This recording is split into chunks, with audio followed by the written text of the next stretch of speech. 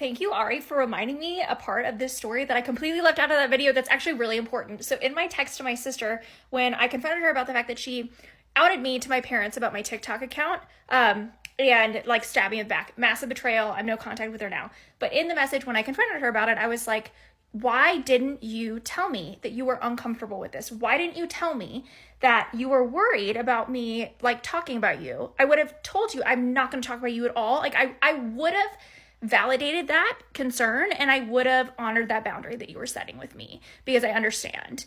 And she was like, well, I just didn't feel comfortable that you would be receptive to it, which is really funny because at one point I made a video like early on in my TikTok journey. I made a video explaining that the reason that I wasn't no contact with my parents at that time was because I was able to stay in close proximity with that sister by being in relationship with them because that sister was recently graduating from college, didn't have a ton of money, okay? My parents are millionaires. They have a giant house. So the way that I was able to see her, also because I didn't have a lot of money at that time, I was on a teacher's salary, like I didn't have the funds to be able to travel a bunch. Plus I have pets that all have anxiety. So just traveling's difficult for me, okay? She lived in Chicago. I live in Indianapolis.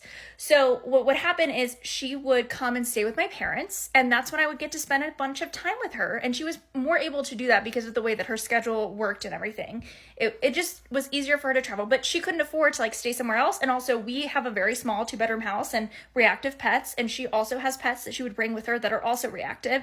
So like her staying at our house just like wasn't an option. So I stayed in relationship with my parents to be able to be in proximity to her, as I just said. And I made a TikTok talking about this. Like I said before, sorry, my brain's a little bit scrambled. I got migraine Botox injections today and it always makes me feel a little bit weird and my brain a little bit hazy. But when that happened, she texted me and she was like, hey, can you not talk about me on your TikTok? And I was like, oh my God, absolutely. You're so right. I should have asked you before. I'm so sorry. And I took it down immediately.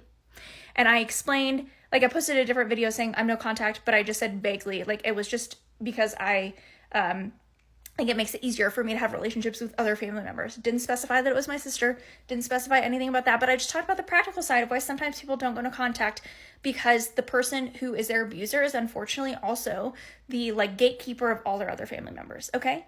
I listened to her. I responded to her setting that boundary with compassion, grace, understanding, taking accountability, and apologizing for the fact that I didn't necessarily think about her feelings when I posted that, and that I should have. Even though I didn't think it like painted her in a bad light, she felt that way, and that's okay, and I took it down. So it doesn't even make sense. The things she's saying didn't even make sense because when she had come to me in the past, I had done all that she said she worried I wouldn't do this time, which shows me that she knew she was in the wrong.